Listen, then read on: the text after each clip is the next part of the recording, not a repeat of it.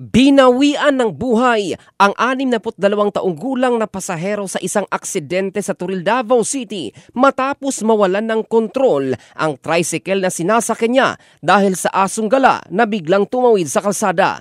Ayon sa ulat ng Turil Police Station, ang tricycle na minamaneho ni Crispin Liatan, 44-year-old, ay bumangga sa isang aso. Ayon sa ulat ng Turil Police Station, ang tricycle na minamaneho ni Crispin Liatan, 44 anyos, ay bumangga sa isang aso sa Purok 8 Batu Turil Road.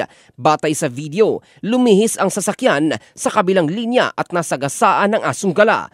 Kinilala ang nasawing pasahero na isang Antonio Bilonia na tumilapon mula sa tricycle, tumama sa metal road railings bago bumagsak sa sementadong daan.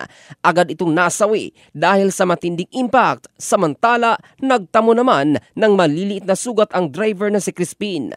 Lumalabas sa investigasyon na sa kurbadang paakyat na bahagi ng kalsada ang tricycle at makikitang lumihis pa ito bago binangga ang aso na nasa kabilang linya na.